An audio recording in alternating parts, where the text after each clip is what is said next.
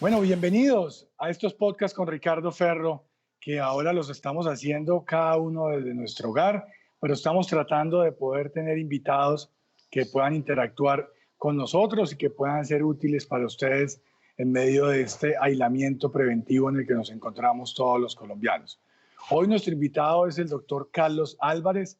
Él es médico especialista en infectología de la Universidad Nacional, magíster también en epidemiología de la Clínica Pontificia Universidad Javeriana y actualmente asesora al gobierno colombiano en el manejo de la pandemia del COVID-19. Bueno, doctor Carlos, un gusto tenerlo acá. Muchas gracias por acompañarnos. No, un placer y poder compartir con usted y con todos sus seguidores, Ricardo, en este momento de pandemia. ¿Qué es el coronavirus y por qué se relaciona con la sigla COVID-19? Cuando hablamos del coronavirus, hablamos de una familia de virus. Es decir, como cuando hablamos de los mamíferos, podemos decir de las gallinas o de los perros o de los gatos. Entonces hay una familia que son los coronavirus. Y entre esos hay 4 coronavirus que normalmente están en el hombre, que producen síntomas comunes de resfriado, es decir, con lo que los colombianos llamamos gripitas. Y esos pues pasan y no ocurre nada. Y dentro de esa misma familia han habido otros coronavirus que han afectado al ser humano de forma esporádica, que es lo que llamamos el SARS, que fue una epidemia que fue muy localizada en el 2002-2003. Está el MERS, que ocurrió en el 2012-2013. Y ahora este nuevo coronavirus que hemos llamado el virus, el SARS-CoV-2, que es la que se le ha llamado el COVID-19. Esa es una sigla en inglés que no es otra cosa de enfermedad causada por coronavirus, de este virus del 2019. Entonces, en resumen, el SARS-CoV-2 es el nombre del virus y la enfermedad que produce en el ser humano es el COVID-19. Pero entonces ya hemos tenido, como usted bien lo menciona, otros coronavirus en el pasado. Lo que pasa es que no han sido tan letales como este. Yo creería que sí han sido letales. Empecemos, Ricardo, a mi modo de ver, este ha sido el siglo de los coronavirus, porque cada década tenemos un coronavirus nuevo. Los otros han sido más letales incluso que este. Infortunadamente, la letalidad, por ejemplo, del SARS fue del 10% y la del MERS es del 30%. La ventaja que tuvimos como humanidad es que estos virus fueron contenidos, fueron localizados. Y eso también en parte va a la misma letalidad. Cuando las personas que se infectan producen síntomas graves y se mueren, probablemente evitan que se disemine más rápidamente. Este virus, a diferencia, al ser menos letal, permite que incluso gente asintomática pueda transmitirlo. Y eso hace que puedan haber más personas y se pueda propagar más que lo que pasaron con nosotros, que fueron más localizados. No sin decir que hubo un número importante de fallecimientos en ese momento, pero no tuvo el impacto que estamos viendo con este virus. Esas vacunas que nos hemos venido poniendo la mayoría de la población colombiana y no sé si mundial, año tras año, que para evitar pues que nos den estos virus tan fuertes, estas vacunas me imagino que van evolucionando en la medida en que los virus van cambiando, van también evolucionando si el término se permite utilizar. Y en ese orden de ideas, nosotros en este momento, todas las defensas que tenemos, ninguna puede llegar pues a ayudarnos a prevenir toda esta pandemia. No, porque desafortunadamente nuestro sistema de defensa es muy específico y uno crea anticuerpos contra cada enfermedad. Es decir, normalmente el hecho que yo me vacune contra varicela no me protege contra sarampión. El hecho que me vacune contra sarampión no me protege contra el polio. Son cosas diferentes. Hay una aquí hipótesis. Los virus, cada virus es totalmente diferente al otro. Sí, completamente. Incluso cuando uno, por ejemplo, habla de las infecciones, es como si comparáramos una ballena con un ratón, por ejemplo. Son completamente diferentes. A pesar de que, por ejemplo, en el caso de los virus se llamen virus, un virus del polio es completamente diferente a un virus de la influenza. Hay algunas cosas que comparten en común, la forma como se transmiten o la forma como llegan al cuerpo, pero son completamente diferentes. Entonces, las vacunas que tenemos desafortunadamente no nos protegen y ni tampoco nuestro sistema de defensa tenía experiencia para este virus. Por eso en ese escenario todos somos susceptibles, porque cuando hay alguna experiencia previa, cuando llega otra vez el virus, somos inmunes. De esa manera, por ejemplo, cuando a mí me vacunaron de niño contra sarampión, si me expongo al sarampión, pues no me da sarampión porque yo ya tengo cómo defender, mi organismo ya sabe cómo actuar contra este virus y eso es una ventaja. Entonces podemos decir que este es un virus que acaba de nacer, o sea, que para la Tierra, no existía nunca en la Tierra, nunca existió antes del 2019 este virus en la Tierra. Esa es una extremadamente buena pregunta porque el virus yo sí creo que existía, pero no en el hombre, esa es la diferencia. El virus estaba en otra especie y estaba en otra especie y probablemente no sabemos hoy en día si era el murciélago o el pangolín. Aquí lo que pasó es que un virus que estaba en una especie animal pasó al hombre y adquirió esa capacidad no solo de infectar al hombre, sino que después de que lo infectó, transmitirse entre ser humano y ser humano. Muchas veces algunos virus puede que salten, hagan eso, porque es un salto evolutivo importante, que a partir de poder infectar al ser humano, eh, solamente infectan y las personas que tienen contacto se enferman o se mueren, pero no adquieren la otra capacidad, es que también se pueda pasar de ser humano a ser humano. Este virus logró las dos cosas. Entonces eso me lleva a la siguiente pregunta, doctor, que tiene que ver con algo que suena a ciencia ficción, pero que también se ha puesto sobre la mesa, que es la teoría de la conspiración. Entonces hablamos de la posibilidad de que esto haga parte de una guerra biológica, de un ataque de algunos seres humanos precisamente contra la misma especie, pero hablando pues de la dominación del mundo. ¿Eso puede llegarse a presentar? ¿Se pudo haber llegado a presentar o es totalmente descartada esa posibilidad? Como siempre todo es posible y eso pues justamente da la posibilidad que hagan diferentes hipótesis. Yo soy más del pensamiento que sea más la lógica natural que pueda ocurrir. Podría pasar, como escuché hace poco en la semana pasada o el fin de semana en el Washington Post, una hipótesis que pues, no es descabellada, pero obviamente son hipótesis, en que en un laboratorio de Wuhan, la ciudad donde empezó, estaban trabajando, haciendo investigaciones sobre el virus y que probablemente de ahí pudo ser una primera persona infectada por una manipulación equivocada del virus, más que porque estuvieran creando un virus Sí, diferente. ahí lo que puede haber sucedido es un error, Una vez sí, no hay maldad. yo pensaría que podría ser de esa manera. Si es que esa hipótesis es válida, que son hipótesis, pues si alguien lo manipuló mal, no tuvo las medidas de precaución, pudiera infectarse y de ahí en adelante va a hacer todo esto que sabemos. Es una hipótesis, también está la hipótesis natural. Lo que sí me parece mucho más difícil y mucho más improbable es que de pronto alguien genéticamente hubiera creado un virus artificialmente y eso puede pasar dentro del terreno de las hipótesis, pero dentro del terreno de las probabilidades me parece la menos probable.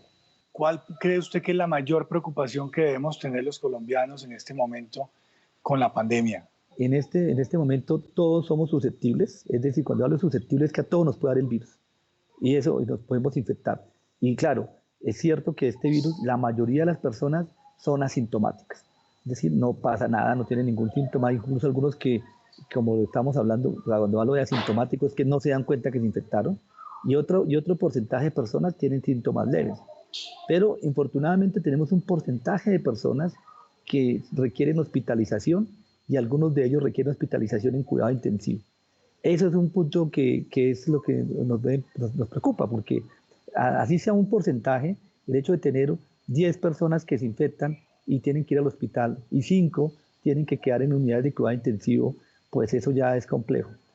Por dos cosas, porque normalmente las personas que van a cuidado intensivo, podría ser que, como ha pasado en otros países, no tuviéramos las camas suficientes si todos nos enfermamos al tiempo, que es lo que vemos que pasó en China y lo que vemos que está pasando en Europa todavía.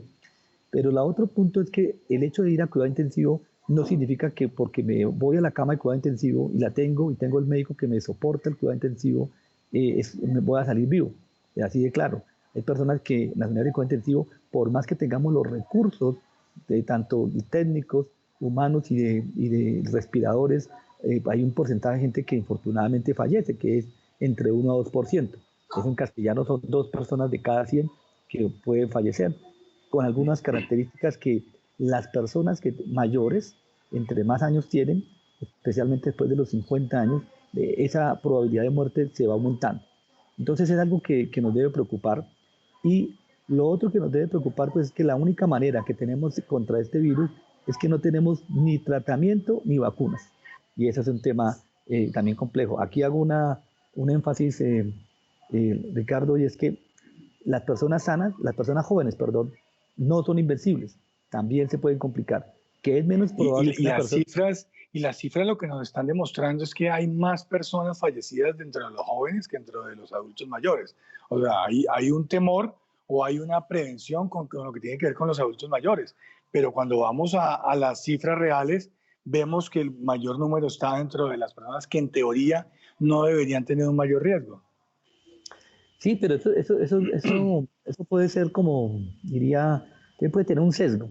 Y un sesgo por la forma como entró la epidemia en Colombia, de personas que se infectaron en Europa, y eso hace que las primeras personas que tuvieron el virus en Colombia son gente joven, que estaban viajando, unas personas mayores, y también tiene una ventaja probablemente en la medida que tomó Colombia tempranamente de aislar los adultos mayores. Okay. A mí no me gusta hablar del aislamiento social, porque aislar socialmente es que la gente no tiene contacto con la sociedad y eso no es verdad.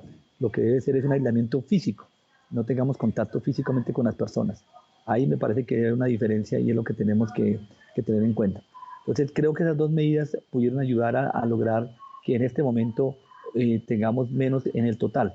Sin embargo, les soy sincero que me vi preocupado unos datos recientes en los cuales los últimos 2 o 3 días he visto gente mayor que ha fallecido. Y eso significa que se infectó en los últimos 2 o 3 semanas, lo que está mostrando que puede ser que algunas personas no estén cumpliendo adecuadamente el aislamiento. Y ahí hago énfasis en que pues hay que tener mucha fortaleza en este momento porque al final uno sí puede tener muchos problemas, pero tiene la vida y la vida pues después nos permite hacer otras cosas. Y lo otro también que es importante es que muchas personas puede ocurrir que no cumplen las medidas y son jóvenes, pero llegan a su casa y al no cumplir las medidas exponen al adulto mayor a infectarse. Doctor, muy importante eso que usted acaba de mencionar, que es cómo respetar ese aislamiento físico, eh, pero al mismo tiempo, cómo garantizar esa convivencia social, por lo menos con ese núcleo pequeño familiar, cómo poder compatibilizar las dos cosas, porque pues aquí en el Tolima y en toda Colombia somos muy afectuosos entre nosotros, entonces pues hombre, entre papás e hijos nos abrazamos, nos damos besos y de pronto llega alguien de la calle o llega uno de la calle y los niños están ahí, los hijos están ahí, o los papás, los abuelos, cómo no perder esa posibilidad de expresar ese cariño, ese afecto a los seres queridos, pero sin ponerlos en riesgo. Yo creo que en este momento, si uno tiene una persona cercana mayor de 70 años, lo importante es mantener el aislamiento físico, es decir, realmente respetar ese aislamiento físico. Habrá momentos para volverlo a abrazar, habrá momentos para volver a estar cerca, con todo lo que afectuoso que somos los colombianos. Pero este no es el momento. Eso no significa que si no vive con nosotros no lo llamemos por teléfono, que no le mandemos mensajes, que si vive en la misma casa no compartamos algunas cosas con ellos, siempre respetando el aislamiento físico. Eso me parece que son los puntos claves. Doctor, dos últimas preguntas y agradeciéndole mucho su tiempo para poder compartir con las personas que nos ven, tanto en las redes sociales como a través del canal del Congreso de la República y los canales regionales en nuestro departamento. La primera, doctor, el tema psicológico, el tema de una sociedad, un mundo que venía a mil, que venía todos los días levantándose, corriendo, vaya a un lado, vaya al otro, y en este momento está todo el mundo guardadito en su casa. Y en esto llevamos ya 40 días y algunos van a durar 2 meses, 2 meses largos, algunos pueden durar hasta más tiempo. ¿Qué puede pasar en el post-coronavirus en el tema psicológico, doctor? Yo creo que yo trato de siempre de ver el lado optimista de las cosas. Me parece que pues sí, esto es un tema realmente, como digo yo, mucho sacrificio personal, familiar de sociedad y de país en este caso, pero me parece que también hay que ver algunas oportunidades. También ha permitido ver que en algunos escenarios, no para todo mundo, ha permitido descubrir que también se puede hacer teletrabajo. Me parece que hay un tema complejo y es que puede haber un problema económico, claramente, para muchísimas personas el problema económico pues va a ser súper complicado porque puede perderse el empleo, porque los microempresarios pueden perder su microempresa, pero yo creo que al final un punto clave, como decía hace un momento, es que, y como decía un profesor mío, estamos vivos, y estamos vivos es una ganancia súper fundamental, y eso nos permite que podemos que volver renacer muchas veces como nos ha tocado como país. Entonces me parece que es una oportunidad también de volver a mirarnos nuevamente como nos ha tocado en otros escenarios, y adicionalmente me parece importante resaltar la solidaridad que nos debe permitir justamente ver que entre todos podemos salir adelante. Tenemos que como sociedad volver a repensarnos. Aquí no es solo Colombia, es el mundo, es un punto clave también, y el mundo va a tener que repensar, pero vamos a salir como la humanidad ha salido de muchas epidemias y muchas situaciones complejas. Entonces yo creo que vamos a ver el final del túnel, vamos a ver que se puede hacer teletrabajo. Para los médicos, por ejemplo, vemos que la forma de hacer medicina puede cambiar de aquí en adelante, puede ser que vaya a haber telemedicina mucho más, eso va a permitir más acceso a las regiones que a veces no podría ocurrir o que es impensable que se hiciera. Entonces creo que hay cosas de oportunidad que también van apareciendo. Qué bueno, doctor. Sí. Y vamos a ganar el partido, ¿no? Como utilizando términos que usted utilizó y que le escuchamos todos los colombianos haciendo la analogía con el fútbol, ¿usted considera que ganaremos el partido? Yo creo que sí, pero nos toca utilizar buenas tácticas. O sea, esto no hay que confiarnos, porque eso, como muchas veces los partidos no se ganan por azar, sino toca trabajarle fuertemente. Y como lo más importante, yo no hablo que siempre, me gusta mucho el término los equipos de fútbol, porque cuando se habla de un equipo de fútbol, no se habla de un grupo de trabajo, sino se habla de que hay arqueros, hay defensas, que tienen que trabajar engranados para poderlo hacer bien. Y no, pues, y se complementan unos a otros. Y se complementan. Y ahí la palabra que diferencia un grupo de trabajo a un equipo de trabajo. Y aquí es donde, en este caso, yo veo a Colombia como un equipo. Tienen que complementarse para poder salir adelante. Bueno, él es el doctor Carlos Álvarez, médico especialista en infectología de la Universidad Nacional, y hoy nos estuvo acompañando aquí en estos podcasts con Ricardo Ferro, compartiendo con todos ustedes todos sus conocimientos, por una parte de sus conocimientos, porque los conocimientos son muy amplios, pero hoy fue muy generoso en lo que comentó con nosotros. Espero que haya sido de utilidad para ustedes. Doctor Carlos, muchas gracias por habernos acompañado. No, un placer, Ricardo. Y algo que quisiera un mensaje final. No tenemos vacuna, no tenemos tratamiento efectivo actualmente, pero tenemos un antídoto. Y el antídoto es la solidaridad, el lavado de manos y el aislamiento físico. Ojo, el aislamiento físico es supremamente importante. No podemos, por más que utilicemos tapabocas, eso no nos va a limitar el riesgo que podemos tener al estar en contacto con otra persona antes de menos de 1 metro y ojalá a 2 metros de distancia. Muy importante, doctor Carlos. Voy a dejarlos con la agenda de la semana que tuvimos nosotros en el Congreso de la República y al final vengo para que despidamos la emisión del día de hoy.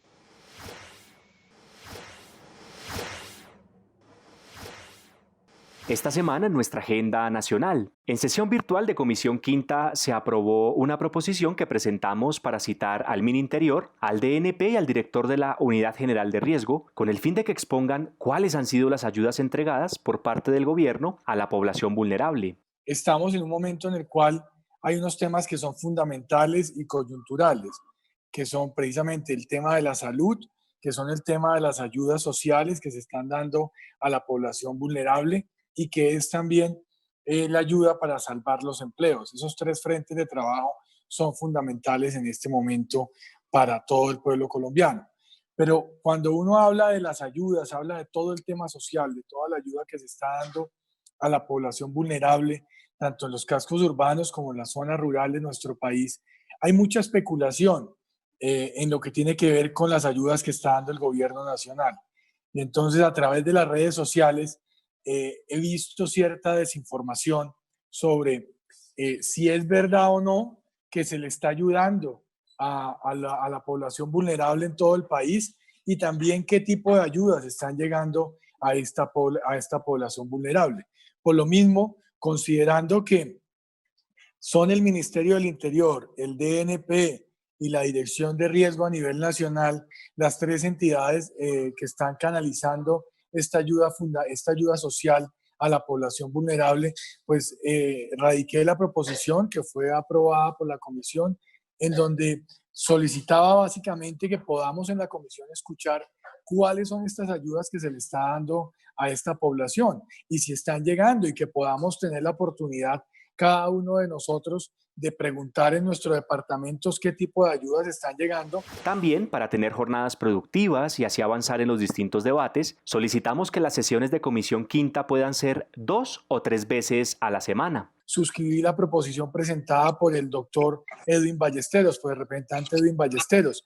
En la medida en que nosotros podamos aprovechar mejor estos días de la semana, pues va a ser más fácil que podamos avanzar teniendo en cuenta tantas situaciones que estamos presentando. Entonces, ojalá y que usted tenga bien, señor presidente, podernos citar 2 o 3 días a la semana para que podamos avanzar en estos debates. De igual forma, citamos a debate de control político a Ecopetrol, a la Agencia Nacional de Hidrocarburos y a la Asociación Colombiana del Petróleo, quienes expusieron las medidas, retos y las problemáticas que enfrenta hoy el sector ante la emergencia por el COVID-19. Durante el debate planteamos varias preocupaciones en materia social. Al presidente de Ecopetrol, Felipe Bayón, le preguntamos acerca de las medidas que se tomarán frente a los empleos directos e indirectos que genera esta compañía y sobre las ayudas de Ecopetrol para el Tolima y otros departamentos.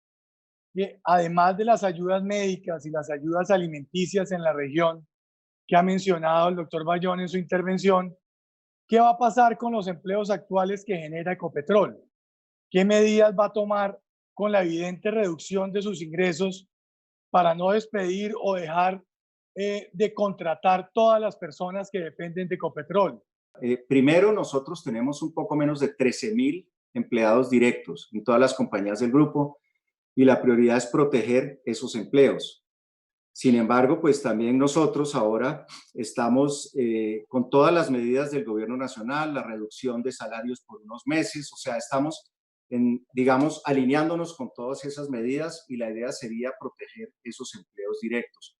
Con los contratistas estamos trabajando en lo siguiente, y les decía yo que hemos tenido oportunidad que algunos frentes de trabajo sigan operando, pero en la medida que el país se pueda abrir, o desde la semana entrante o desde el 11 de mayo, y este sector es uno de los que ha podido trabajar, ver cómo podemos precisamente con las autoridades locales y regionales permitir el tránsito de personas desde los municipios a los lugares de trabajo, porque es importante para los equipos de perforación, para los frentes de proyectos, y eso nos va a permitir precisamente mantener la mayoría de estas personas ocupadas. Estamos trabajando con la Unión Sindical Obrera, con el Ministerio de Trabajo, para buscar opciones, porque nuevamente pensemos, si esta crisis y digamos el estar nosotros en este encierro obligatorio dura más tiempo, habría que ver qué tanto podemos abrir algunos de esos frentes.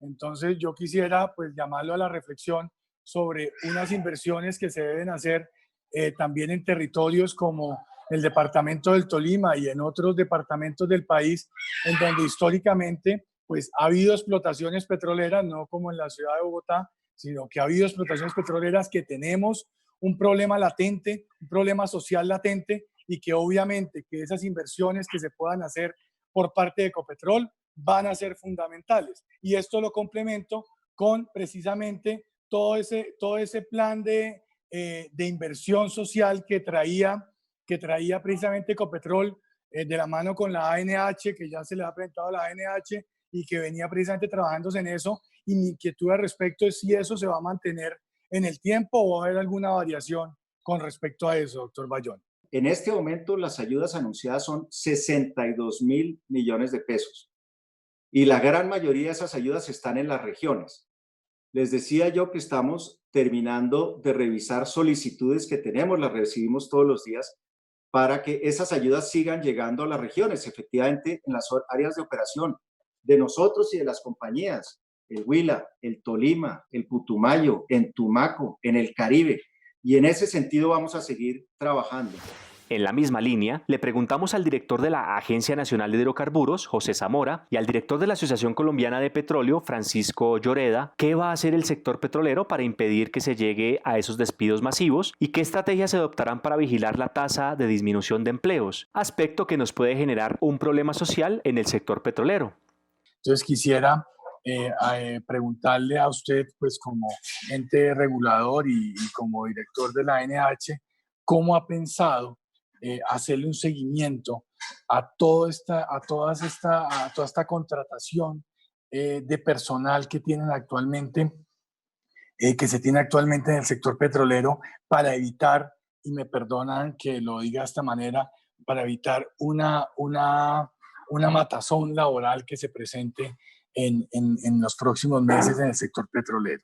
La Agencia Nacional de Hidrocarburos, dentro de sus competencias, hace el mayor esfuerzo porque se mantengan las actividades para que haya continuidad, como lo expliqué anteriormente, flexibilizando plazos, flexibilizando garantías, reduciendo costos en la medida de lo posible en lo que son los derechos económicos, los factores de participación en la producción, y trabajando conjuntamente con la empresa, con el ministerio y con las empresas para tratar de mantener el trabajo. Pero aún así, no nos engañemos, esta crisis va a tener consecuencias de largo plazo. Aquí nos vamos a mantener hasta donde se pueda, pero todo el mundo está revisando cómo va a ser la operación en la nueva norma.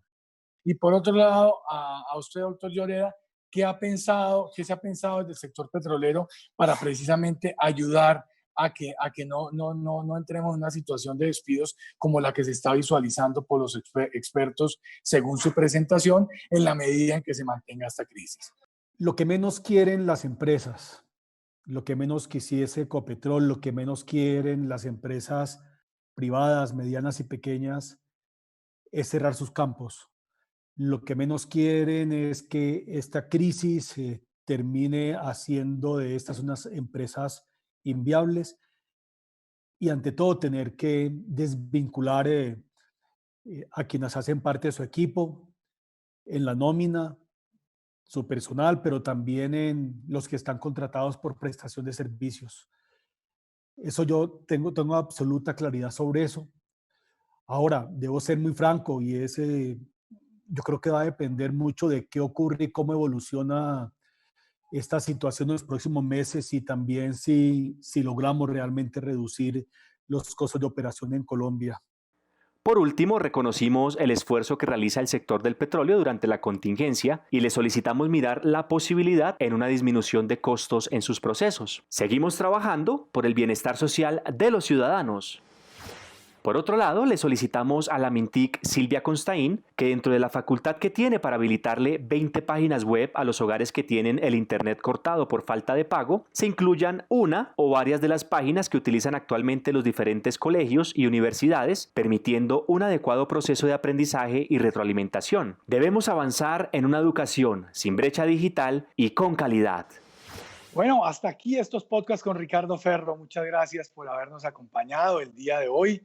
Aquí seguimos en este aislamiento preventivo obligatorio, que espero que no solamente estemos nosotros, sino todos ustedes también cumpliendo con este aislamiento preventivo obligatorio, porque como lo decía el doctor Carlos Álvarez, es fundamental que podamos respetarlo, que podamos acatarlo, para que entre todos podamos salir adelante una vez volvamos a la actividad laboral y estudiantil, los que estén estudiando como veníamos antes del inicio de esta pandemia.